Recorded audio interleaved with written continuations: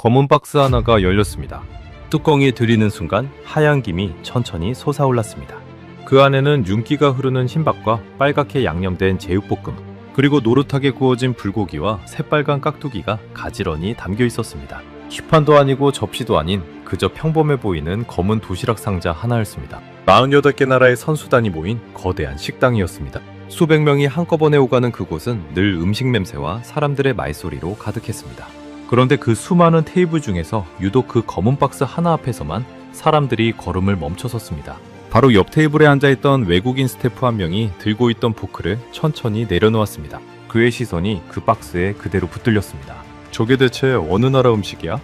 그는 자기도 모르게 자리에서 일어나 그 박스 쪽으로 한 발 한 발 다가가고 있었습니다. 곧이어 다른 테이블에서도 사람들이 하나둘 고개를 돌렸습니다. 전기 콘센트도 없고 불도 없는 그곳에서 어떻게 갓 지은 것처럼 따뜻한 밥에서 김이 오를 수 있었을까요? 왜 48개 나라가 한자리에 모인 그 식당에서 하필 그 검은 박스 앞에만 줄이 생기기 시작했을까요? 그날 그곳에 있던 저는 그 광경을 도무지 이해할 수 없었습니다. 저는 유럽 명문 구단의 식단을 15년 동안 책임져온 영양 전문가였으니까요. 선수의 식사는 과학이라고, 향수병 따위에 휘둘려선 안 된다고 믿어온 사람이었습니다. 음식은 그저 몸을 움직이는 연료일 뿐이고 철저하게 숫자로 관리하면 그만이라고 생각했습니다. 그래서 아시아 팀들이 자기 나라 음식을 고집하는 모습을 저는 늘 비효율적이라며 속으로 비웃어왔습니다. 현지 음식에 빨리 적응하는 팀이 강한 팀이라고, 그것이 제 15년 경력이 내린 결론이었습니다. 하지만 그 검은 박스 하나는 제가 평생 쌓아올린 그 단단한 확신을 바닥부터 뒤흔들기 시작했습니다.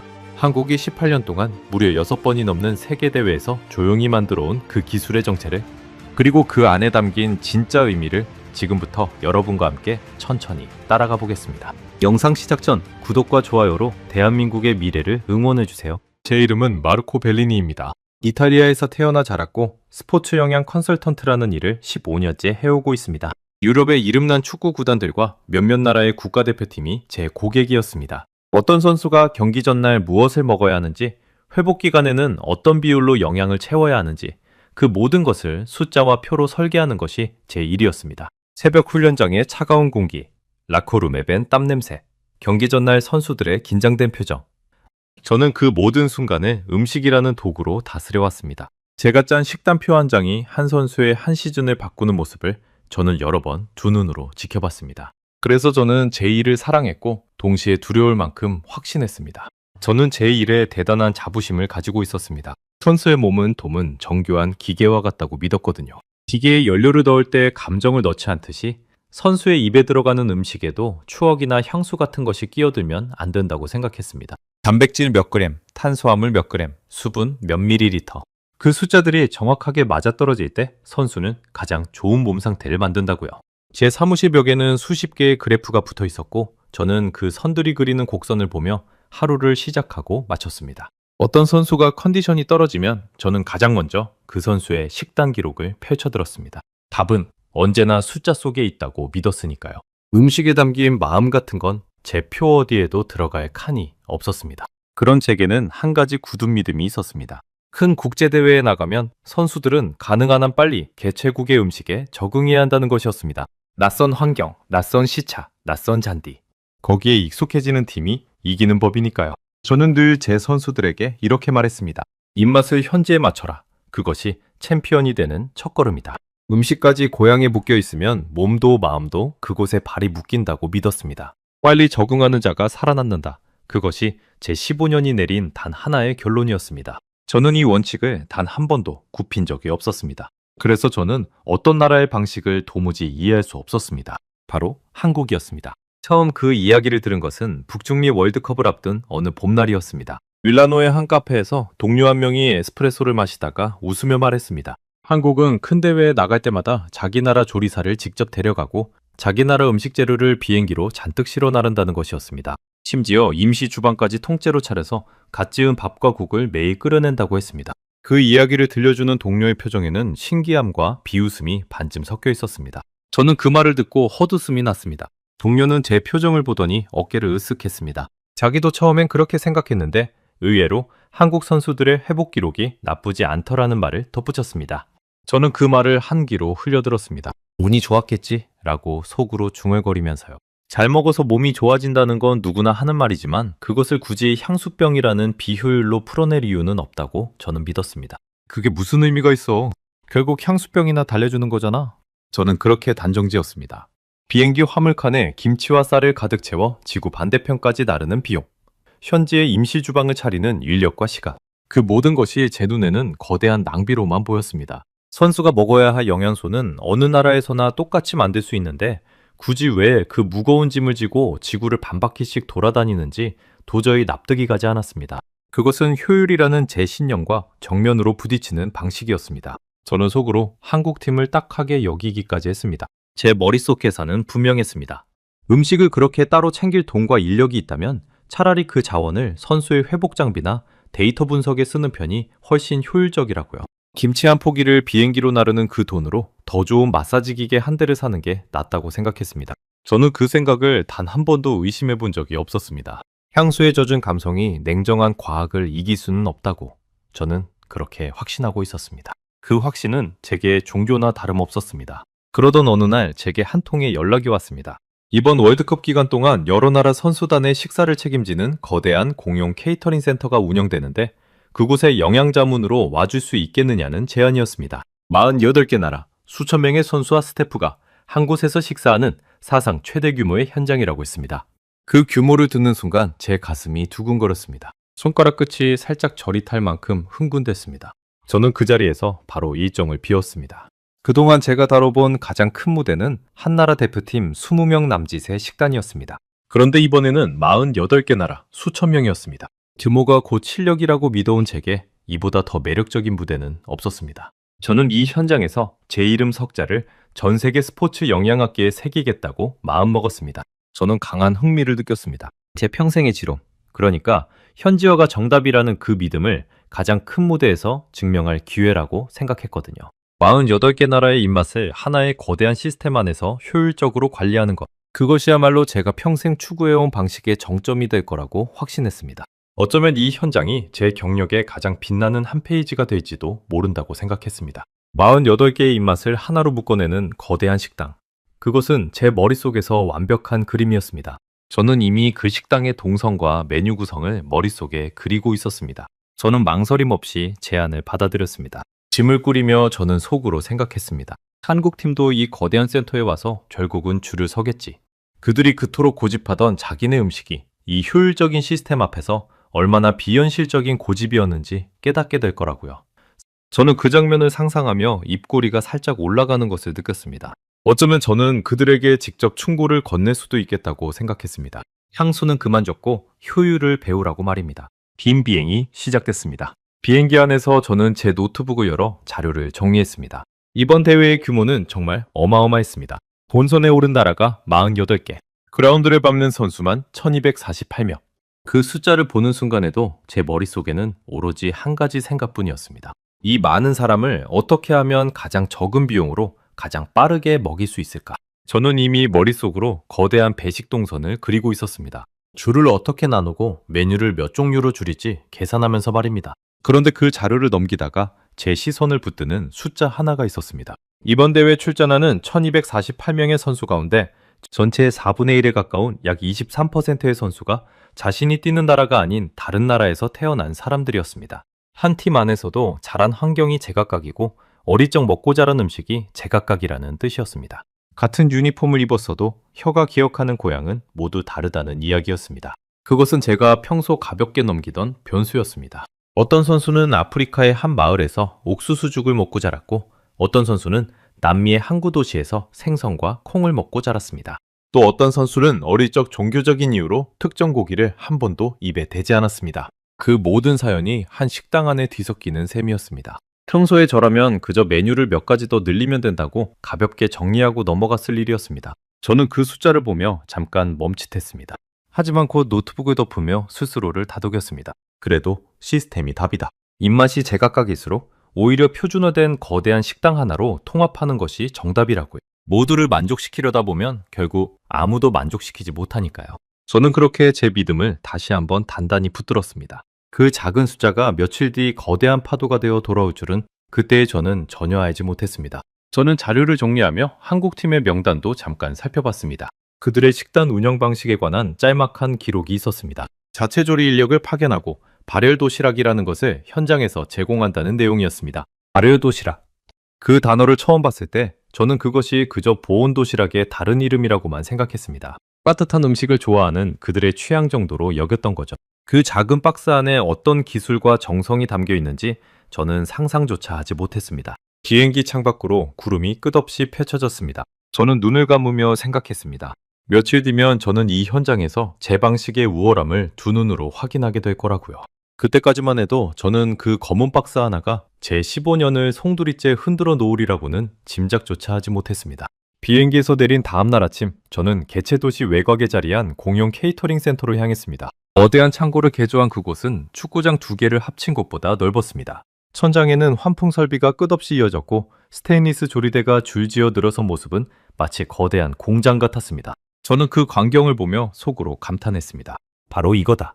이것이 효율의 모습이라고요. 한쪽 벽에는 48개 나라의 국기가 나란히 걸려 있었고 그 아래로 각 나라 선수단의 식사 시간표가 빼곡하게 붙어 있었습니다. 분 단위로 짜인 그 시간표를 보며 저는 제 일이 이 거대한 톱니바퀴의 한 축이라는 사실에 가슴이 부풀었습니다. 첫날의 분위기는 나쁘지 않았습니다. 48개 나라의 선수들이 색색의 유니폼을 입고 시판을 들고 줄을 섰습니다. 채식 코너, 할랄 코너, 글루텐을 뺀 코너가 깔끔하게 나뉘어 있었고 저는 그 구획을 보며 만족스럽게 고개를 끄덕였습니다. 제가 설계에 참여한 동선이 제대로 돌아가고 있었으니까요. 그날 밤 저는 호텔로 돌아와 일지에 이렇게 적었습니다. 시스템은 작동한다 라고요. 저는 그 한 줄을 적으며 작은 자부심을 느꼈습니다. 수천 명을 한 곳에서 먹인다는 건 인류 역사상 손에 꼽을 만한 식사 운영이었고 저는 그 한복판에 서 있었습니다. 한국팀이 굳이 따로 음식을 차린다는 이야기가 다시 떠올랐지만 저는 코웃음을 치며 펜을 내려놓았습니다. 이렇게 잘 돌아가는 식당을 두고 따로 차려 먹는 건 시간 낭비라고요. 하지만 그 평온은 사흘을 넘기지 못했습니다. 대회 나흘째 되던 날 점심, 저는 그 광경을 처음 마주했습니다. 채식 코너 앞에선 한 무리의 선수들이 식판을 내려놓고 웅성거리기 시작한 것입니다. 그들은 매일 똑같이 나오는 삶은 채소와 두부, 차갑게 식은 샐러드를 보며 표정이 굳어 있었습니다. 한 선수가 포크로 접시를 툭툭 건드리며 옆 동료에게 무언가를 불평했습니다. 또 다른 선수는 음식을 거의 손도 대지 않은 채 자리를 떴습니다. 식판 위에는 거의 그대로 남은 채소가 차갑게 식어 있었습니다. 운동량이 어마어마한 선수가 한 끼를 통째로 거른다는 건 영양 전문가인 제게는 결코 가볍게 넘길 수 없는 신호였습니다. 한 끼를 걸으면 다음 훈련의 질이 떨어지고 회복이 늦어지고 결국 그라운드 위의 몸놀림으로 고스란히 드러나기 때문입니다. 저는 그 모습을 멀리서 지켜보며 처음엔 대수롭지 않게 여겼습니다. 입맛이 까다로운 선수는 어디에나 있는 법이니까요. 하지만 그날 오후 비슷한 장면이 한 코너에서만 벌어진 게 아니라는 걸 알게 됐습니다. 할랄 코너에서는 종교적인 이유로 먹을 수 있는 메뉴가 한정되어 있었는데 매일 같은 닭고기 요리만 반복되자 그곳 선수들의 얼굴에도 지친 기색이 역력했습니다. 그 무렵 제 앞에 한 사람이 나타났습니다. 이 거대한 케이터링 센터의 운영을 총괄하는 디에고였습니다. 멕시코 출신의 그는 큰 행사 케이터링만 20년 넘게 해온 베테랑이었습니다. 그런데 그날 제가 마주한 그의 얼굴은 베테랑의 여유와는 거리가 멀었습니다. 눈밑이 거뭇하게 그늘져 있었고 손에 든 태블릿에는 처리하지 못한 요청들이 빨갛게 쌓여 있었습니다. 마르코, 솔직히 말하게 지금 통제가 안 돼. 디에고의 목소리는 잔뜩 갈라져 있었습니다. 그는 한숨을 내쉬며 상황을 털어놓았습니다. 채식만 하는 선수, 종교 때문에 특정 고기를 못 먹는 선수, 밀가루를 소화하지 못하는 선수, 거기에 어리적 먹던 고향 음식을 찾는 선수들까지 48개 나라에서 온 수천 개의 입맛이 매 끼니마다 충돌하고 있었습니다. 하나를 맞추면 다른 하나가 어긋나는 끝없는 줄다리기였습니다. 그는 그날 하루에만 수백 건의 식단 변경 요청을 받았다고 했습니다. 어떤 나라 팀은 아예 단체로 항의 문서를 보내왔습니다. 음식이 입에 맞지 않아 선수들의 체중이 줄고 있다는 내용이었습니다. 디에고는 그 문서를 받아들고 한참을 멍하니 서 있었다고 털어놓았습니다. 20년 경력에 이런 위기는 처음이라고요. 메뉴를 늘리면 되잖아. 저는 평소에 제 방식대로 간단하게 답했습니다. 하지만 디에고는 고개를 가로저었습니다. 메뉴를 늘릴수록 조리 속도가 느려지고 대기줄이 길어지고 식재료 관리가 무너진다는 것이었습니다. 한정된 주방과 인력으로 모두를 동시에 만족시키는 것은 불가능에 가까웠습니다. 그는 제게 도움을 청했습니다. 영양 전문가의 눈으로 이 혼란을 풀어낼 실마리를 찾아달라고요. 저는 디에고에게 며칠만 시간을 달라고 했습니다. 그는 지푸라기라도 잡는 심정인 듯 제 손을 꽉 잡았습니다. 그의 손은 차갑게 식어 있었고 미세하게 떨리고 있었습니다. 그 떨림이 제게도 고스란히 전해졌습니다. 저는 그제야 사태의 무게를 실감했습니다. 머릿속으로만 그리던 완벽한 시스템이 현실의 수천 가지 변수 앞에서 삐걱거리고 있었습니다. 제가 그토록 자신했던 효율이라는 단어가 처음으로 무력하게 느껴졌습니다. 기반이 바짝 말라왔습니다. 저는 그동안 수많은 식단표를 자신있게 내밀어 왔지만 그 표들은 언제나 20명 안팎의 한 팀을 위한 것이었습니다. 한 사람 한 사람의 얼굴을 알고 그 사람의 컨디션을 매일 챙길 수 있는 규모였습니다. 그런데 이곳은 달랐습니다. 수천 명의 얼굴은 그저 숫자로만 존재했고 저는 그 숫자들 앞에서 무엇을 어떻게 손대야 할지 감을 잡지 못했습니다. 그날 저녁부터 저는 센터 곳곳을 돌아다니기 시작했습니다. 문제의 원인을 직접 찾아보려는 것이었습니다. 저는 선수들이 식사하는 모습을 관찰하고 남긴 음식의 양을 살피고 조리팀의 동선을 분석했습니다. 그러나 돌아볼수록 답답함만 커졌습니다. 어느 한 곳을 손보면 다른 곳에서 새로운 불만이 터져나왔습니다. 마치 구멍난 둑을 손바닥 하나로 막으려는 기분이었습니다. 한 선수에게 다가가 무엇이 가장 불편하냐고 물어본 적도 있었습니다. 그 선수는 잠시 망설이다가 음식이 나쁜 게 아니라 몸이 회복되는 느낌이 들지 않는다고 답했습니다. 매일 비슷한 음식을 먹다 보니 입맛이 떨어지고 입맛이 떨어지니 충분히 먹지 못하고 그러다 보니 다리에 힘이 빠진다는 것이었습니다. 저는 그 말을 들으며 영양표의 숫자만으로는 설명되지 않는 무언가가 있다는 걸 어렴풋이 느꼈습니다. 하지만 그것의 정체가 무엇인지는 도무지 알 수 없었습니다. 밤이 깊어갈수록 센터의 불빛은 하나둘 꺼졌습니다. 저는 거의 텅 빈 통로를 혼자 걸으며 생각에 잠겼습니다. 정말 답이 없는 걸까? 이 거대한 규모 앞에서 모두를 만족시키는 식사라는 건 애초에 불가능한 욕심인 걸까? 저는 처음으로 제 신념이 흔들리는 것을 느꼈습니다. 그렇게 통로 끝까지 걸어갔을 때였습니다. 센터의 가장 외진 구역, 거의 잊힌 듯한 그 모퉁이에서 저는 불이 켜진 작은 공간 하나를 발견했습니다. 다른 모든 곳이 어둠에 잠겼는데 유독 그곳에서만 따뜻한 빛이 새어나오고 있었습니다.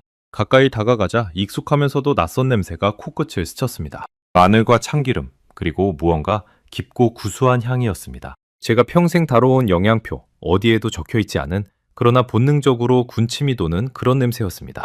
묘하게도 그 향을 맡는 순간 며칠 동안 저를 짓누르던 긴장이 살짝 풀리는 기분이 들었습니다. 음식 냄새가 사람의 마음을 이렇게 흔들 수 있다는 것을 저는 그동안 한 번도 진지하게 생각해 본 적이 없었습니다. 작은 간판에는 낯선 글자가 적혀 있었습니다. 그 아래에는 누군가 손으로 또박또박 써붙인 다른 문구가 보였습니다. 팀 코리아 플랫폼, 한국 선수단 전용 캠프였습니다. 저는 그 불 켜진 주방 앞에 우두커니 멈춰섰습니다. 안에서는 흰 모자를 쓴 사람들이 분주하게 움직이고 있었습니다. 늦은 밤인데도 누군가는 솥에 무언가를 끓이고 누군가는 작은 박스들을 하나하나 정성스럽게 채우고 있었습니다. 그 박스들은 모두 검은색이었습니다. 한 사람이 박스 하나를 들어 무게를 가늠하듯 손바닥에 올려놓고는 뚜껑을 닫기 전 안을 한 번 더 들여다봤습니다. 마치 그 안에 담긴 것이 음식이 아니라 무슨 귀한 물건이라도 되는 듯한 손길이었습니다. 저는 그 조심스러운 동작에서 묘한 미화감을 느꼈습니다. 단순히 끼니를 채우는 사람의 손놀림이 아니었기 때문입니다. 순간 며칠 전 비행기에서 봤던 그 단어가 떠올랐습니다. 아르요 도시락. 저는 호기심에 이끌려 그 주방 안을 더 들여다봤습니다. 그러나 제 마음 한구석에서는 여전히 옛 확신이 고개를 들었습니다. 그래, 결국 저것도 향수병 케어겠지. 48개 나라가 한 식당에서 부대끼는 마당에 자기들끼리 따로 차려 먹는 건 비효율의 극치 아닌가. 하지만 그 비웃음은 오래가지 못했습니다. 검은 박스 하나가 한 선수에게 건네지는 순간 저는 제가 본 적 없는 광경을 목격하게 됐기 때문입니다. 저는 발걸음을 옮기지 못한 채 그 자리에 한참을 서 있었습니다. 가슴 한쪽에서는 비웃음이, 다른 한쪽에서는 알 수 없는 호기심이 서로 밀고 당겼습니다. 그리고 그 장면은 제 15년의 확신에 첫 번째 균열을 내기 시작했습니다. 제가 그 자리에서 본 것은 한 선수가 검은 박스의 한쪽 끝에 달린 작은 끈을 잡아당기는 모습이었습니다. 그러자 박스 안에서 마치 살아있는 듯 하얀 김이 솟구치기 시작했습니다. 전기 콘센트도 가스불도 어떤 열기구도 없는 그 자리에서 박스 스스로가 음식을 데우고 있었습니다. 저는 제 눈을 의심했습니다. 등줄기를 따라 서늘한 전율이 스쳤습니다. 저는 한 발 더 다가가 그 박스를 자세히 보고 싶은 충동을 억눌렀습니다. 15년을 음식과 함께 살아왔지만 불없이 음식이 데워지는 광경을 이렇게 눈앞에서 본 것은 처음이었습니다. 제 머릿속의 상식이 한순간에 어긋나는 느낌이었습니다. 잠시 뒤 그 선수가 뚜껑을 열자 김이 모락모락 오르는 따뜻한 밥과 국이 모습을 드러냈습니다. 그 선수는 마치 며칠을 굶은 사람처럼 허겁지겁 그러나 행복한 표정으로 밥을 떠먹기 시작했습니다. 그동안 케이터링 센터에서 음식을 깨작거리던 선수들의 지친 표정과는 완전히 다른 얼굴이었습니다. 그 선수는 국물을 한 숟갈 떠 입에 넣고는 잠시 눈을 감았습니다. 마치 멀고 먼 고향으로 잠깐 다녀온 사람 같은 표정이었습니다. 저는 그 짧은 순간을 보며 음식이 단순히 배를 채우는 것 이상의 무언가를 하고 있다는 사실을 어렴풋이 느꼈습니다. 하지만 그때까지도 저는 그것을 인정하고 싶지 않았습니다. 감정이 아니라 숫자가 선수를 만든다는 제 믿음을 쉽게 내려놓을 수 없었으니까요. 저는 도무지 그 자리를 떠날 수 없었습니다. 영양 전문가로서 제 직업적 본능이 외치고 있었습니다. 저건 대체 어떤 원리지? 어떻게 불 없이 음식을 데우지? 저 박스 하나에 담긴 영양 설계는 어떻게 된 거지? 제 머릿속은 풀리지 않는 의문으로 가득 찼습니다. 저는 케이터링 센터에서 매일 차갑게 식은 음식을 남기던 선수들을 떠올렸습니다. 그리고 지금 눈앞에서 따뜻한 밥을 행복하게 먹는 선수를 봤습니다. 같은 선수, 같은 운동량, 같은 회복의 필요. 그런데 한쪽은 음식을 거르고 한쪽은 빈 그릇까지 비우고 있었습니다. 그 차이를 만드는 것이 무엇인지 저는 그 자리에서 처음으로 진지하게 자문하기 시작했습니다. 그때 주방 안에서 한 사람이 저를 발견하고 다가왔습니다. 단정한 흰 가운을 입은 중년의 남성이었습니다. 그는 부드러운 미소를 지으며 제게 인사를 건넸습니다. 자신을 한국선수단 급식지원센터의 총괄 영양사라고 소개했습니다. 이름은 정우진이라고 했습니다. 멀리서부터 한참을 보고 계시던데요. 들어와서 직접 보시겠어요? 정우진은 마치 제 마음을 다 안다는 듯 저를 안으로 안내했습니다. 저는 마른 침을 삼키며 그 작은 캠프 안으로 발을 들였습니다. 문턱을 넘는 순간 며칠간 케이터링 센터에서 맡아온 공장 같은 냄새가 아니라 집밥 같은 따스한 공기가 저를 감쌌습니다.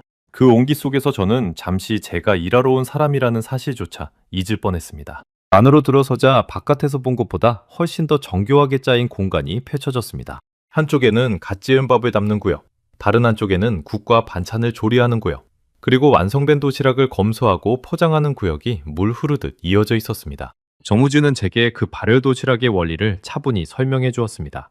박스 안에는 특수한 발열체가 들어있는데 끈을 당기면 그 발열체가 물과 반응하면서 강한 열을 내뿜는다는 것이었습니다. 그 열이 위에 놓인 음식을 데워 전기도 불도 없는 곳에서 갓 지은 듯 따뜻한 한 끼를 만들어낸다고 했습니다. 산속이든 경기장 한복판이든 어디서든 따뜻한 밥을 먹을 수 있게 만든 기술이었습니다. 저는 그 발열체가 물과 만나 열을 내는 원리에 관해 더 자세히 물었습니다. 정우진은 그것이 단순히 뜨겁기만 한 게 아니라 일정한 온도를 일정한 시간 동안 유지하도록 정교하게 설계되어 있다고 답했습니다. 너무 뜨거우면 음식이 타고 너무 미지근하면 데워지지 않으니 그 사이에 절묘한 균형을 맞추는 것이 핵심이라고요. 그 균형을 찾기까지 수많은 시행착오가 있었다는 말도 덧붙였습니다. 저는 그 설명을 들으며 입을 다물지 못했습니다. 제가 알던 보온 도시락과는 차원이 다른 이야기였습니다. 보온은 그저 식는 속도를 늦추는 것이지만 이건 차갑게 식은 음식을 다시 뜨겁게 되살리는 것이었습니다. 그것도 버튼 하나, 끈 하나로 말입니다. 저는 머릿속으로 빠르게 계산해봤습니다. 만약 이 기술이 정말로 안정적으로 작동한다면 선수가 경기장 어디에 있든 훈련이 늦게 끝나든 시차에 시달리든 상관없이 늘 따뜻한 한 끼를 보장받을 수 있다는 뜻이었습니다. 차가운 음식과 따뜻한 음식이 몸의 회복에 미치는 차이는 제 전공 안에서도 결코 작지 않은 변수였습니다. 이게 정말 현장에서 매번 가능한 겁니까? 저도 모르게 그렇게 물었습니다. 정우진은 고개를 끄덕이며 한국은 이미 18년 전부터 이런 방식을 발전시켜왔다고 답했습니다. 그 숫자를 듣는 순간 저는 잠시 멈칫했습니다. 18년. 제 경력보다도 긴 세월이었습니다. 정우진은 벽에 걸린 작은 사진들을 가리켰습니다. 그 사진들은 한국 선수단이 세계 곳곳의 큰 대회에 나가 직접 음식을 만들어 온 기록이었습니다. 2008년 베이징에서 열린 큰 대회를 시작으로 한국은 해외 대회마다 자체 급식 지원센터를 꾸려 선수들에게 한식을 제공해왔습니다. 그 후로 무려 6번이 넘는 세계대회에서 단 한 번도 거르지 않고 이 시스템을 운영해왔다는 것이었습니다. 정우진은 그 사진들 앞에서 한국이 이 일을 시작하게 된 이야기도 들려주었습니다. 처음 해외대회에 나갔을 때 선수들이 낯선 음식에 적응하지 못해 컨디션이 무너지는 일이 많았다고 했습니다. 재탈이 나거나 입맛이 떨어져 충분히 먹지 못하거나 그래서 정작 중요한 경기에서 제 실력을 내지 못하는 일이 반복됐다는 것이었습니다. 그래서 한국은 결심했다고 했습니다. 다른 건 몰라도 먹는 것만큼은 우리가 끝까지 책임지자고요. 저는 그 사진들을 하나하나 들여다봤습니다. 더운 나라, 추운 나라, 시설이 열악한 나라까지. 사진 속 한 장면에서는 비가 쏟아지는 야외 임시 천막 아래에서 조리사들이 비옷을 입은 채 솥을 젓고 있었습니다. 또 다른 장면에서는 새벽으로 보이는 어둑한 시간에 누군가 도시락을 차곡차곡 트럭에 싣고 있었습니다. 환경은 매번 달랐지만 사진 속 선수들의 표정은 한결같았습니다. 따뜻한 밥 한 그릇 앞에서 환하게 웃는 얼굴. 그 표정은 제가 15년 동안 다뤄온 영양표 어디에서도 본 적 없는 종류의 것이었습니다. 정우진은 제게 가장 최근의 사례를 들려주었습니다.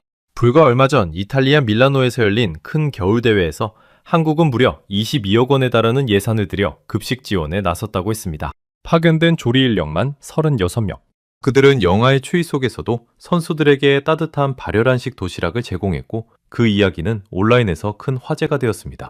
22억 원, 36명. 저는 그 숫자들을 머릿속으로 곱씹었습니다. 처음엔 그저 막대한 비용으로만 들렸습니다. 하지만 곧 다른 생각이 떠올랐습니다. 한 나라가 선수들의 한 끼를 위해 이만큼의 돈과 사람을 쏟아붓는다는 것. 그것은 향수병을 달래는 수준이 아니었습니다. 국가가 작정하고 만든 하나의 거대한 시스템이었습니다. 저는 문득 케이터링 센터의 풍경과 이 작은 캠프를 머릿속에서 나란히 놓아봤습니다. 한쪽은 48개 나라를 한 번에 먹이는 거대한 규모였지만 정작 선수 한 사람의 입맛까지는 닿지 못했습니다. 다른 한쪽은 작고 조용했지만 선수 한 명 한 명의 회복까지 손끝으로 챙기고 있었습니다. 규모가 곧 실력이라고 믿어온 제 신념이 그 두 풍경 사이에서 흔들리기 시작했습니다. 저는 그 예산과 인력의 숫자를 다시 한번 곱씹어봤습니다. 22억 원이면 작은 회사 하나를 1년 동안 굴릴 수 있는 돈이었습니다.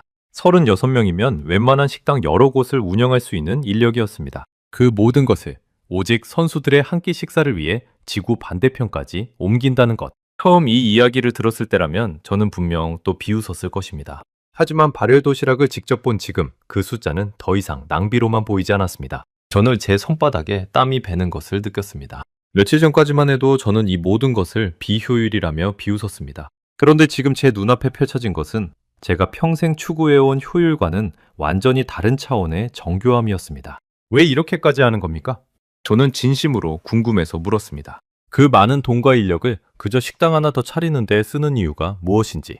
정우진은 답하기 전에 먼저 한 가지 사실을 알려주었습니다. 한국의 이 급식 지원 시스템은 영양사 한 명의 솜씨로 굴러가는 것이 아니라 영양사와 조리사, 그리고 식재료를 관리하는 사람들까지 여러 전문가가 하나의 팀처럼 움직이는 체계라는 것이었습니다. 선수 한 명의 컨디션 기록을 보고 그날의 식단을 조정하고 경기 일정에 맞춰 회복에 좋은 재료를 골라놓고 소화가 잘 되도록 조리법까지 바꾼다고 했습니다. 그 모든 과정이 18년 동안 차곡차곡 쌓인 자료를 바탕으로 이루어진다는 설명이었습니다. 그러더니 그는 잠시 저를 바라보다가 조용히 한마디를 건넸습니다. 그 한마디가 그날 밤 내내 제 머릿속을 떠나지 않았습니다. 우린 선수를 먹이는 게 아니라 끝까지 책임지는 겁니다. 저는 그 말을 듣고 아무 대답도 하지 못했습니다. 책임. 제가 음식을 다루며 단 한 번도 떠올린 적 없던 단어였습니다. 저는 늘 음식을 연료로, 숫자로, 효율의 대상으로만 봐왔습니다. 선수가 먹는 것은 그저 다음 경기를 위한 입력값일 뿐이었습니다. 능력이 좋으면 출력이 좋다. 그것이 제 머릿속 공식의 전부였습니다. 그런데 이 사람들은 음식을 통해 선수를 끝까지 책임진다고 말하고 있었습니다. 그날 밤 저는 캠프를 나서며 자꾸만 뒤를 돌아봤습니다. 따뜻한 불빛이 새어나오는 그 작은 주방을요. 호텔로 돌아온 저는 잠을 이루지 못했습니다. 침대에 누워 천장을 바라보는데 자꾸만 그 검은 박스와 정우진의 말이 머릿속에서 맴돌았습니다. 저는 노트북을 열어 한국의 급식 지원에 관한 자료를 밤새 뒤졌습니다. 찾아볼수록 놀라운 사실들이 쏟아져 나왔습니다. 단순히 음식을 나르는 수준이 아니라 위생관리부터 영양설계, 그리고 선수 개개인의 회복까지 촘촘하게 연결된 거대한 그림이었습니다. 제 안에서 무언가가 천천히 무너지기 시작했습니다. 비효율적인 향수병 케어. 제가 그토록 굳게 믿었던 그 한마디가 처음으로 부끄럽게 느껴졌습니다. 그날 밤 제 일지에는 며칠 전과는 전혀 다른 문장이 적혔습니다. 어쩌면 나는 무언가를 놓치고 있었는지도 모른다 라는 한 줄이었습니다. 펜을 쥔 손끝이 평소와 다르게 무거웠습니다. 하지만 그것은 시작에 불과했습니다. 다음날 정우진은 제게 한 가지를 더 보여주겠다고 했습니다. 발열 도시락보다 더 깊은 한국이 선수를 위해 준비한 또 하나의 비밀이 있다고요. 저는 그 낯선 단어를 입속으로 가만히 따라 읊어봤습니다. 돌솥. 발음조차 생소했지만 그 안에 또 어떤 정성과 기술이 담겨 있을지 가슴 한쪽이 두근거리기 시작했습니다. 며칠 전까지만 해도 비웃음으로 가득했던 제 마음이 어느새 다음 날을 기다리는 묘한 설렘으로 바뀌어 있었습니다. 그 비밀의 이름은 돌솥이었습니다. 다음 날 아침, 저는 약속한 시간보다 일찍 한국 캠프를 찾았습니다. 발걸음이 저도 모르게 빨라졌습니다.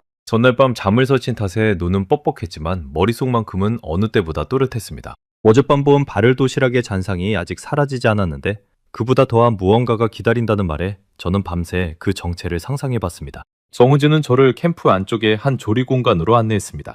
그곳에서 한 사람이 묵직한 검은 그릇을 불 위에 올려놓고 있었습니다. 흰 조리복을 단정하게 차려입은 그는 현장 조리를 책임지는 김 셰프라고 했습니다. 김 셰프가 다루고 있던 그 검은 그릇이 바로 돌소치였습니다.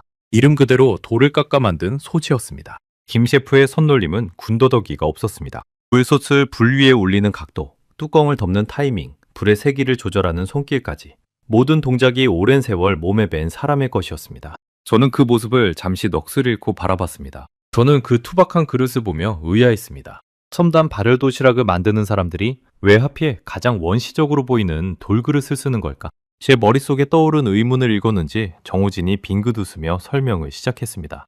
첨단 기술만이 답이라고 믿었던 저로서는 이 투박한 돌그릇이 도무지 이해되지 않았습니다. 제가 알던 최신 주방에는 정밀한 온도계와 자동 조리 장비가 가득했고 돌 같은 건 어디에도 없었으니까요. 하지만 정우진의 입에서 나온 설명은 제 그런 편견을 한 겹 한 겹 벗겨내기 시작했습니다. 돌솥은 한국에서 아주 오래전부터 귀한 손님에게 음식을 대접할 때 쓰던 그릇이라고 했습니다. 옛날 한국에서는 정말 소중한 사람이 찾아왔을 때 시간과 정성을 들여 돌솥에 밥을 지어 내놓았다고 합니다. 빠르고 간편한 그릇이 아니라 일부러 손이 더 가는 그릇을 골랐다는 것이죠. 그 자체가 상대를 향한 마음의 표현이었습니다. 정우진은 이 돌솥에 선수들에게 내놓는 것도 같은 마음이라고 했습니다. 너희는 우리에게 그만큼 귀한 사람이라는 말없는 메시지라고요. 돌은 천천히 데워지고 한번 뜨거워지면 그 열을 오래도록 머금습니다. 그래서 돌솥에 지은 밥은 식탁에 올라온 뒤에도 오랫동안 따뜻함을 잃지 않고 솥바닥에는 고소한 누룽지가 생긴다고 했습니다. 무엇보다 그 안의 음식은 천천히 골고루 익어 소화가 한결 부드러워진다는 것이었습니다. 저는 그제야 깨달았습니다. 이것은 단순한 옛날 그릇이 아니었습니다. 격렬한 경기로 지친 선수의 위장은 예민해지기 마련입니다.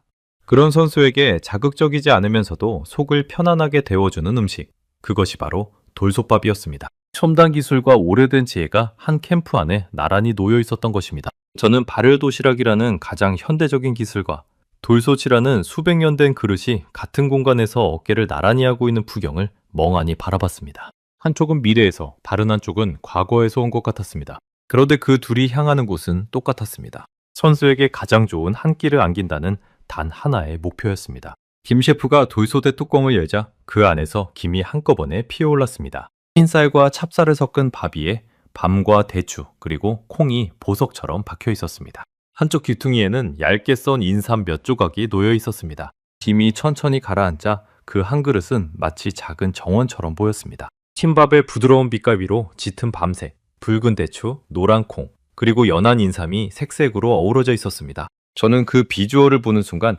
15년 영양 전문가의 눈으로 빠르게 그 구성을 읽어내렸습니다. 찹쌀은 흰쌀보다 소화가 편하고 속을 든든하게 합니다. 밤은 탄수화물과 함께 회복에 필요한 영양을 더해주고 대추는 예로부터 기운을 북돋우는 재료로 쓰였습니다. 콩은 양질의 단백질이고 인삼은 피로를 다스리는 데 도움을 준다고 알려져 있습니다. 하나하나가 모두 격렬하게 몸을 쓴 선수의 회복을 돕는 재료들이었습니다. 저는 평소 제 식단표에 단백질 몇 그램, 탄수화물 몇 그램이라고 차갑게 숫자만 적어 넣었습니다. 그런데 이 한 그릇은 그 숫자들을 모두 품으면서도 거기에 색과 향과 온기를 입히고 있었습니다. 같은 영양이라도 선수가 기쁘게 비우는 영양과 억지로 삼키는 영양은 결코 같지 않다는 것을 저는 이 한 그릇 앞에서 처음으로 인정하게 됐습니다. 제가 만약 이 재료들을 직접 식단으로 짜라는 과제를 받았다면 저는 분명 며칠을 고민했을 것입니다. 회복에 좋은 탄수화물, 부담 없는 단백질, 피로를 다스리는 보조 재료를 균형 있게 배치하는 일은 결코 간단하지 않으니까요. 그런데 한국은 그 어려운 조합을 수백 년 전부터 이미 한 그릇 안에 담아왔습니다. 저는 마른 입술을 깨물었습니다. 이것은 우연히 모인 재료가 아니었습니다. 조선시대부터 내려온 지혜와 현대 영양학의 시선이 정확히 한 그릇 안에서 만나고 있었습니다. 제가 식단표 위에서 숫자로만 계산하던 그 모든 것이 이 작은 돌솥 안에 이미 자연스럽게 담겨 있었던 것입니다. 저는 정우진에게 물었습니다. 그렇다면 이 돌솥밥은 모든 선수에게 똑같이 주는 거냐고요? 그는 고개를 저었습니다. 경기 전날과 경기 후의 식단이 다르고 회복기에 있는 선수와 컨디션이 좋은 선수의 식단이 다르다고 했습니다. 같은 볼소치라도 그 안에 담기는 것은 매일, 매 선수마다 조금씩 달라진다는 것이었습니다. 저는 그 세심함에 다시 한번 말문이 막혔습니다. 이건 치료식이 아닙니다. 정우진이 제 표정을 보더니 조용히 못을 박았습니다. 그는 분명히 선을 그었습니다. 이 음식은 무슨 병을 낫게 하거나 기적을 일으키는 것이 아니라고요. 다만 격렬한 경기로 무너진 컨디션을 회복하고 예민해진 위장의 부담을 덜어주며 다음 경기를 준비할 힘을 채워주는 식단 설계일 뿐이라고 했습니다. 그 차분하고 정직한 설명이 오히려 제 마음을 더 깊이 흔들었습니다. 만약 정우진이 이 음식을 두고 무슨 만병통치약처럼 과장했다면 저는 분명 다시 의심의 눈초리를 거두지 않았을 것입니다. 하지만 그는 음식이 할 수 있는 것과 할 수 없는 것을 정확히 알고 있었습니다. 음식은 약이 아니라 회복을 돕는 토대일 뿐이라는 그 절제된 태도가 오히려 이 시스템의 깊이를 증명하고 있었습니다. 저는 더 이상 이 모든 것을 그저 인상만으로 받아들일 수 없었습니다. 영양 전문가의 마지막 자존심이 이것을 숫자로 확인하고 싶어 했습니다. 저는 그 자리에서 떨리는 손으로 수첩을 꺼냈습니다. 그리고 정우진에게 부탁했습니다. 이 시스템이 실제로 어떻게 돌아가는지 데이터로 보여줄 수 있느냐고요. 정우진은 잠시 망설이더니 그동안 쌓아온 기록의 일부를 제게 펼쳐 보였습니다. 그 기록을 본 순간 저는 숨을 들이켰습니다. 한국 캠프는 선수 한 명 한 명의 그날 컨디션을 매일 기록하고 있었습니다. 어제 어떤 훈련을 했는지, 잠은 얼마나 잤는지, 소화 상태는 어떤지, 그 모든 정보를 바탕으로 그날의 식단과 조리법을 미세하게 조정하고 있었습니다. 같은 돌솥밥이라도 어떤 선수에게는 재료를 더하고 어떤 선수에게는 양을 조절하는 식이었습니다. 그 기록 속에는 또 다른 놀라운 부분이 있었습니다. 단순히 컨디션만 적힌 게 아니라 어떤 음식을 냈을 때 선수가 얼마나 잘 먹었는지, 다음날 회복이 어땠는지까지 함께 기록되어 있었습니다. 그렇게 쌓인 자료가 다시 다음 식단을 만드는 바탕이 되고 있었습니다. 한 끼가 다음 한 끼를 더 정교하게 만드는 끝없이 이어지는 사슬이었습니다. 저는 그 기록을 넘기는 손이 미세하게 떨리는 것을 느꼈습니다. 이것은 제가 상상하던 도시락 공수와는 차원이 다른 거대한 데이터의 축적이었습니다. 한 권의 기록에는 수많은 대회의 흔적이 담겨 있었습니다.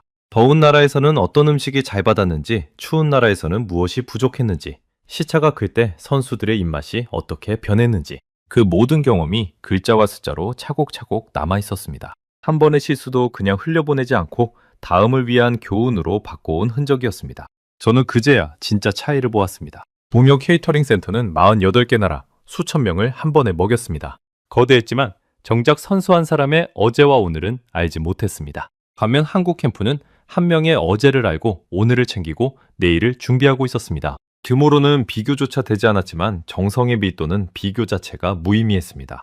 저는 문득 잘 먹은 선수가 어떻게 되는지를 머릿속으로 그려봤습니다. 잘 먹으면 회복이 빨라지고, 회복이 빠르면 다음 훈련의 질이 올라가고, 훈련의 질이 올라가면 경기력으로 이어집니다. 한 끼의 식사가 그 긴 사슬의 맨 앞에 놓여 있었던 것입니다. 저는 그동안 그 사슬의 출발점을 그저 연료 보충쯤으로 가볍게 여겨왔습니다. 제 안에서 무언가가 완전히 무너졌습니다. 15년 동안 저를 떠받쳐온 신념, 그러니까 현지화가 정답이고 주모가 곧 실력이라는 그 확신이 이 작은 돌솥 하나 앞에서 산산이 부서지고 있었습니다. 저는 그동안 음식을 데이터로만 봤습니다. 그런데 한국은 그 데이터 위에 사람을 끝까지 챙기는 마음을 더하고 있었습니다. 데이터와 마음. 저는 늘 그 둘이 서로 반대편에 있다고 믿었습니다. 마음이 끼어들면 객관성이 흐려진다고요. 그런데 한국 캠프는 그 둘을 하나로 묶고 있었습니다. 가장 차가운 숫자와 가장 따뜻한 정성이 이 작은 캠프 안에서 완벽하게 손을 맞잡고 있었던 것입니다. 저는 그동안 제가 자문해온 수많은 구단을 떠올렸습니다. 그곳에서 저는 늘 가장 효율적인 식단, 가장 과학적인 영양 배분을 자랑스럽게 내밀었습니다. 하지만 단 한 번도 선수가 그 음식을 먹으며 어떤 마음이 드는지는 헤아려 본 적이 없었습니다. 음식이 맛있는지, 먹고 나면 위로가 되는지, 그런 것은 제 표 어디에도 없는 항목이었습니다. 그런데 바로 그 빈칸이 어쩌면 제가 15년 동안 놓쳐온 가장 중요한 것이었는지도 모릅니다. 심장이 거세게 뛰었습니다. 저는 그 자리에 서서 한참 동안 아무 말도 하지 못했습니다. 부끄러움과 경이로움이 동시에 밀려왔습니다. 며칠 전 비행기 안에서 한국팀을 비웃던 제 모습이 떠올라 귀가 화끈거렸습니다. 향수병이나 달래는 비효율이라고 단정짓던 그 오만한 입이 지금은 떨려서 제대로 열리지도 않았습니다. 저는 그동안 효율이라는 단어 하나로 모든 것을 재단해왔습니다. 그런데 그 효율의 잣대로는 결코 잴 수 없는 가치가 이 작은 캠프 안에 가득 차 있었습니다. 한 사람을 끝까지 책임지겠다는 마음은 어떤 계산기로도 측정할 수 없는 것이었습니다. 그때 정우진이 제게 한마디를 더 건넸습니다. 그 말은 제가 평생 잊지 못할 한 문장이 되었습니다. 18년이요. 우린 18년 동안 이 한 끼를 준비해왔습니다. 저는 그 숫자 앞에서 천천히 고개를 숙였습니다. 18년. 그것은 하루아침에 흉내낼 수 있는 것이 아니었습니다. 한 번의 대회를 위해 만든 반짝 시스템이 아니라 18년에 걸쳐 6번이 넘는 세계대회를 거치며 한 끼 한 끼 쌓아 올린 거대한 축적이었습니다. 실패하고 고치고 다시 시도하며 만들어온 그 시간 앞에서 제 15년의 자부심은 작게만 느껴졌습니다. 김 셰프가 돌솥의 밥을 그릇에 옮겨 담았습니다. 솥바닥에 눌어붙은 누룽지를 살살 긁어 그 위에 따뜻한 물을 부으니 구수한 향이 다시 한번 퍼졌습니다. 그는 그 마지막 한 방울까지 버리지 않고 정성스럽게 담아냈습니다. 음식을 대하는 그 태도에서 저는 이 팀이 18년에 버텨온 이유를 어렴풋이 알 것 같았습니다. 저는 김 셰프가 정성스럽게 푼 돌솥밥 한 그릇을 받아들었습니다. 따뜻한 온기가 손끝을 타고 올라왔습니다. 그릇의 무게가 묵직하게 느껴졌습니다. 손바닥에 전해지는 그 온기는 며칠 전 차갑게 식어있던 디에고의 손과는 정반대였습니다. 한 숟갈을 떠 입에 넣는 순간 저는 왜 그 선수들이 케이터링 센터에 음식을 남기고 이 한 그릇을 비우는지 단번에 이해했습니다. 그것은 단지 맛있는 음식이 아니었습니다. 누군가 나를 끝까지 챙기고 있다는 따뜻한 안도감이 담긴 한 끼였습니다. 밥알 하나하나가 입안에서 부드럽게 으깨졌습니다. 밤의 단맛, 대추의 깊은 향, 인삼의 은은한 쌉싸름함이 차례로 번졌습니다.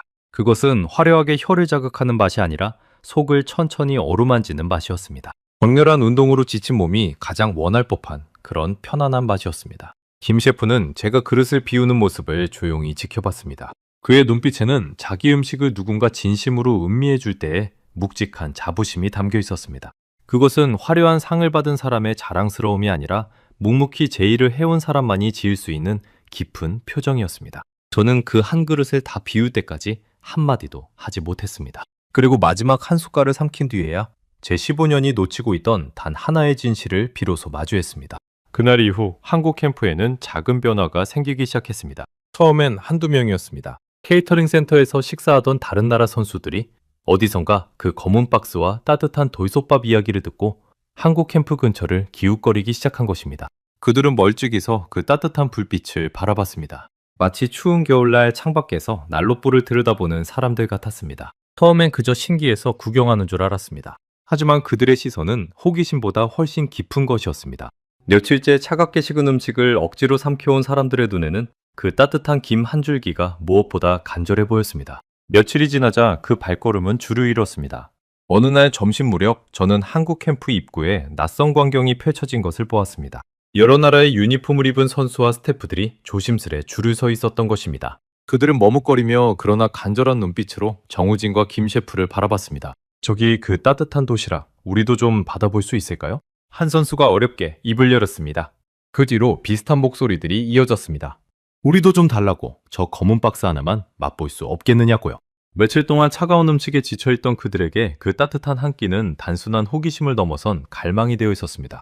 줄을 선 사람들은 어느 한 나라 사람들이 아니었습니다.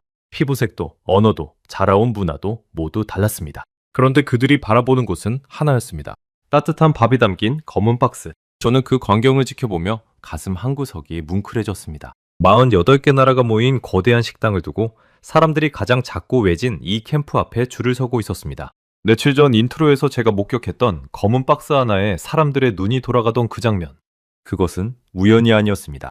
그것은 18년의 정성이 만들어낸 필연이었습니다. 좋은 음식은 광고하지 않아도 사람들이 먼저 알아본다는 말이 있습니다. 48개 나라에서 온 선수들이 누가 알려주지도 않았는데 이 작은 캠프를 찾아온다는 사실 자체가 한국이 만들어온 한 끼의 진가를 증명하고 있었습니다. 그 줄을 보며 저는 묘한 감정에 휩싸였습니다. 며칠 전까지만 해도 저는 한국팀이 이 거대한 센터에 와서 줄을 설 거라고 비웃었습니다.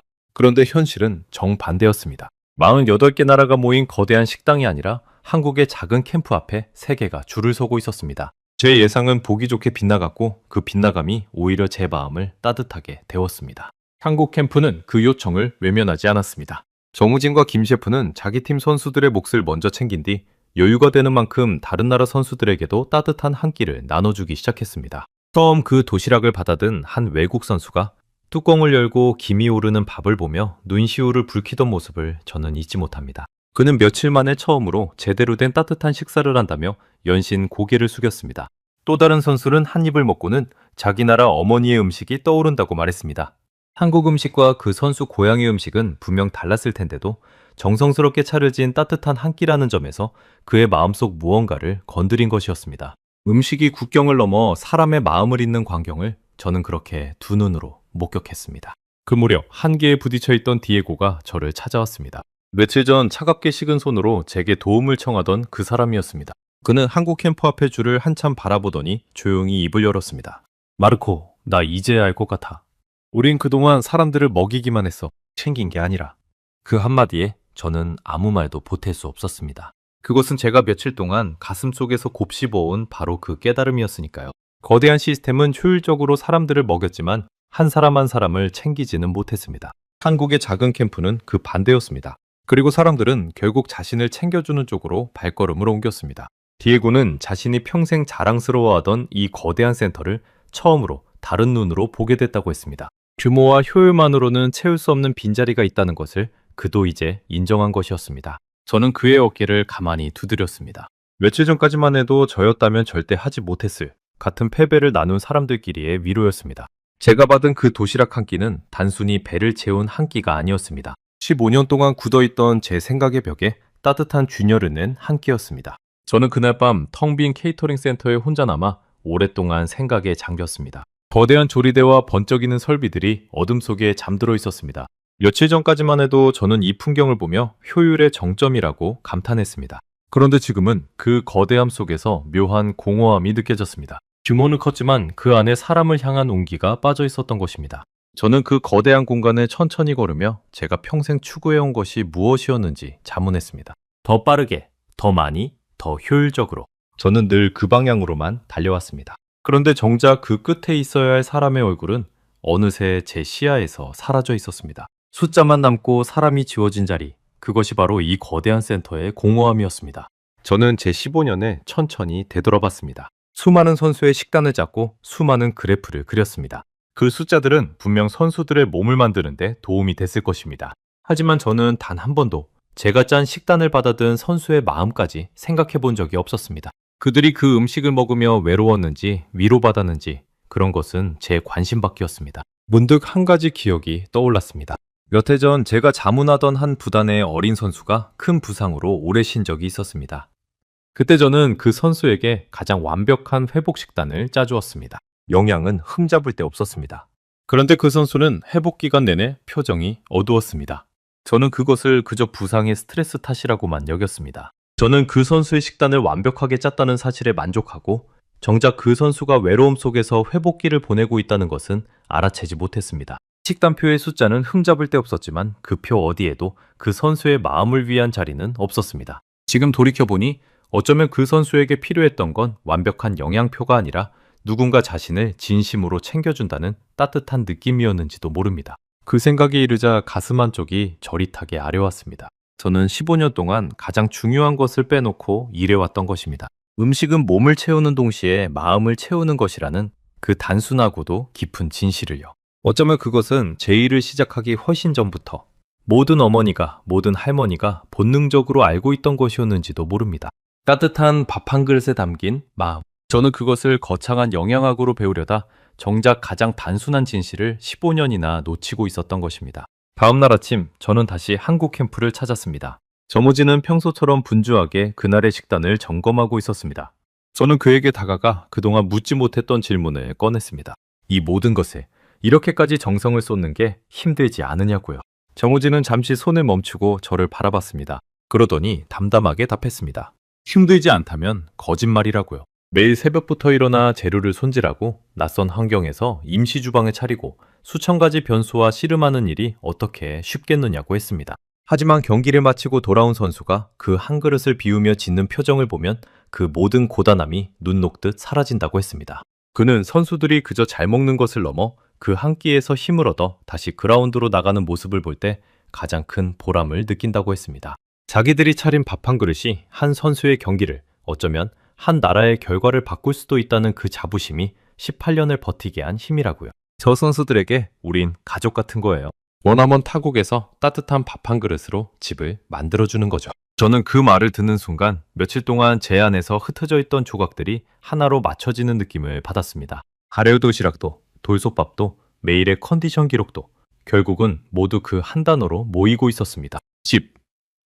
그 단어가 제 마음을 깊이 찔렀습니다. 한국이 그 많은 돈과 인력을 들여 지구 반대편까지 음식을 나르는 이유. 그것은 향수병을 달래기 위해서가 아니었습니다. 선수들에게 잠시나마 집을 만들어주기 위해서였습니다. 가장 외롭고 긴장된 순간에 따뜻한 밥 한 그릇으로 마음의 안식처를 지어주는 것. 그것이 한국이 18년 동안 해온 일이었습니다. 저는 머나먼 타국의 라커룸에서 홀로 긴장에 떨었을 수많은 선수를 떠올렸습니다. 낯선 음식, 낯선 잠자리, 낯선 응원 소리. 그 모든 낯섦 속에서 따뜻한 밥 한 그릇이 건네는 위안은 어떤 영양제보다도 강력한 회복제였을 것입니다. 한국은 바로 그 마음의 회복을 18년 동안 묵묵히 책임져 온 것이었습니다. 저는 그 자리에서 한참을 서 있었습니다. 눈가가 뜨거워지는 것을 느꼈습니다. 입안에는 며칠 전 먹은 돌솥밥의 온기가 아직 남아있는 듯 했습니다. 데이터 신봉자였던 제가 음식 앞에서 눈물을 글썽이게 될 줄은 꿈에도 몰랐습니다. 하지만 그것은 패배의 눈물이 아니었습니다. 15년 만에 비로소 진짜를 만난 벅찬 감격의 눈물이었습니다. 그날 저는 제 노트북 속 수많은 그래프 파일을 한참 동안 바라봤습니다. 그리고 조용히 결심했습니다. 이제부터 제 식단표에는 숫자로는 채울 수 없는 한 칸을 새로 만들겠다고요. 그 칸의 이름은 마음이었습니다. 한국이 18년 동안 묵묵히 채워온 바로 그 한 칸 말입니다. 저는 노트북을 덮으며 앞으로 제가 만나게 될 선수들의 얼굴을 떠올렸습니다. 이제 저는 그들에게 단순히 영양을 채워주는 사람이 아니라 한 끼의 온기를 함께 건네는 사람이 되고 싶었습니다. 한국이 제게 가르쳐준 그 마음을 이제는 제가 다른 곳에 전할 차례였습니다. 그 결심이 선 순간 15년 만에 처음으로 제 일이 새롭게 느껴졌습니다. 대회가 모두 끝나고 저는 다시 이탈리아로 돌아왔습니다. 밀라노의 제 사무실은 떠날 때와 똑같았습니다. 벽에는 여전히 수십 개의 그래프가 붙어 있었고 책상 위에는 영양 데이터가 가득한 노트북이 놓여 있었습니다. 그런데 같은 풍경인데도 그것을 바라보는 제 눈은 완전히 달라져 있었습니다.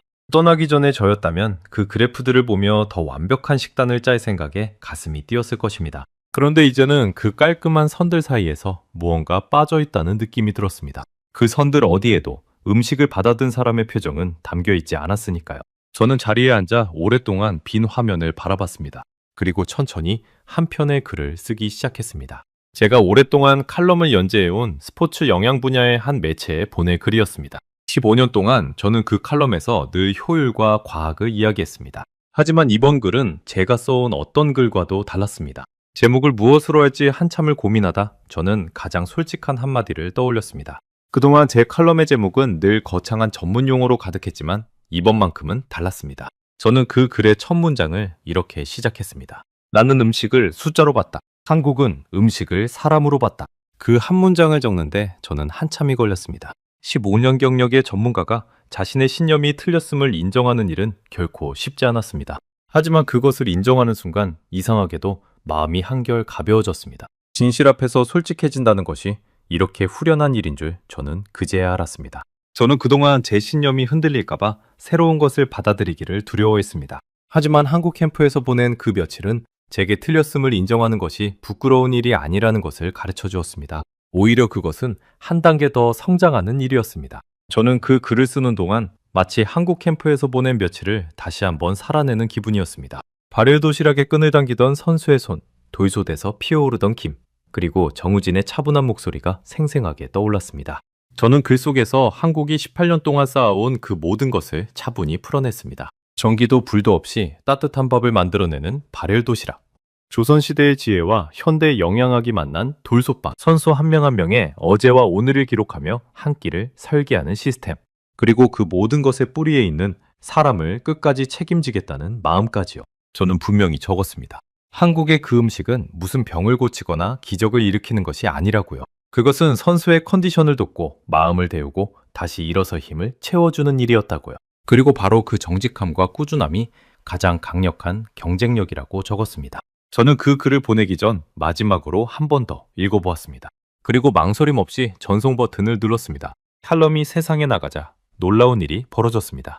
수많은 동료들에게서 연락이 왔습니다. 유럽 여러 나라의 영양사들이 한국의 그 급식 시스템을 더 자세히 알고 싶다고 했습니다. 어떤 이는 자기 구단에도 그런 따뜻한 한 끼의 철학을 도입하고 싶다고 했습니다. 검은 박스 하나에서 시작된 이야기가 어느새 세계가 배우고 싶어하는 하나의 모델이 되어가고 있었습니다. 저는 그 연락들을 받으며 며칠 전 비행기 안에서 한국을 비웃던 제 모습을 다시 한번 떠올렸습니다. 그때의 저처럼 한국의 방식을 비효율이라 여기던 사람들이 이제는 그 방식을 배우려 하고 있었습니다. 편견이 존경으로 바뀌는 그 과정의 한복판에 제가 쓴 한 편의 글이 작은 다리가 되어 있었던 것입니다. 제가 15년 동안 쌓은 명성으로도 단 한 번 이렇게 솔직하게 누군가의 우수함을 인정하는 글을 써본 적은 없었습니다. 그런데 그 한 편의 인정이 제가 그동안 쓴 어떤 화려한 분석보다도 더 큰 울림을 만들어냈습니다. 진심은 결국 진심을 알아본다는 것을 저는 그 반응 속에서 다시 한번 확인했습니다. 저는 그 반응을 보며 깨달았습니다. 승부는 그라운드에서 갈리지만 그 전에 선수를 잘 먹이는 것 또한 하나의 국력이라는 것을요. 한국이 18년간 조용히 쌓아온 그 식사 시스템은 그 어떤 화려한 기록보다도 깊은 또 하나의 국가대표였습니다. 그것은 메달처럼 눈에 보이는 영광은 아니었습니다. 카메라 앞에 서지도 큰 박수를 받지도 못하는 일이었습니다. 하지만 그 보이지 않는 한 끼가 보이는 모든 결과에 가장 밑바닥을 떠받치고 있었습니다. 가장 빛나지 않는 자리에서 가장 묵묵히 일하는 그 사람들이야말로 진짜 영웅이 아닐까 저는 생각했습니다. 얼마 뒤 저는 정우진에게 짧은 편지를 한 통 받았습니다. 그 안에는 따뜻한 인사와 함께 작은 사진 한 장이 들어있었습니다. 그것은 한국 캠프 앞에 줄을 섰던 여러 나라 선수들이 함께 찍은 사진이었습니다. 모두가 손에 검은 도시락을 하나씩 들고 환하게 웃고 있었습니다. 사진 뒷면에는 정우진의 짧은 글씨가 적혀 있었습니다. 음식은 국경이 없다는 단정한 한 줄이었습니다. 저는 그 한 줄을 손끝으로 천천히 쓸어보았습니다. 며칠 전까지만 해도 서로 다른 식당에서 따로 밥을 먹던 사람들이 한국의 검은 박스 하나를 사이에 두고 이렇게 한 가족처럼 웃고 있었습니다.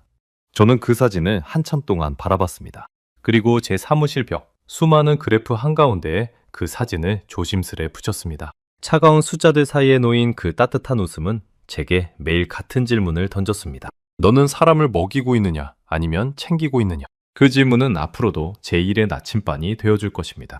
저는 그 사진 속 웃음들을 보며 한 나라의 진짜 힘이 어디에서 나오는지 다시 한번 생각했습니다. 이제 저는 압니다. 진짜 강한 나라는 무기만 강한 나라가 아니라는 것을요. 가장 외로운 순간에 있는 자기 사람에게 따뜻한 밥 한 그릇을 끝까지 건네주라는 나라. 바로 그런 나라가 진짜로 강한 나라라는 것을요. 한국은 그것을 검은 박스 하나로 저에게 조용히 가르쳐 주었습니다. 거창한 말이나 화려한 자랑이 아니라 그저 따뜻한 밥 한 그릇을 묵묵히 내밀면서 말입니다. 저는 이제 한국이라는 나라를 떠올릴 때면 화려한 기술이나 거대한 공장보다 먼저 그 검은 박스 하나가 생각납니다. 전기도 불도 없는 곳에서 따뜻한 밥을 지어 가장 외로운 사람에게 건네던 그 작은 박스 말입니다. 그 안에는 한 나라가 자기 사람을 대하는 태도가 고스란히 담겨 있었습니다. 여러분도 혹시 어딘가에서 김이 모락모락 오르는 따뜻한 밥 한 그릇을 마주하게 된다면 잠시 그 안에 담긴 마음을 떠올려 보시기 바랍니다. 누군가 여러분을 끝까지 챙기고 싶어 했던 그 보이지 않는 정성 말입니다. 어쩌면 그 한 그릇이 세상에서 가장 따뜻한 응원일지도 모르니까요. 저는 다음 시간에도 전 세계를 놀라게 할 대한민국의 이야기로 다시 찾아뵙겠습니다. 감사합니다.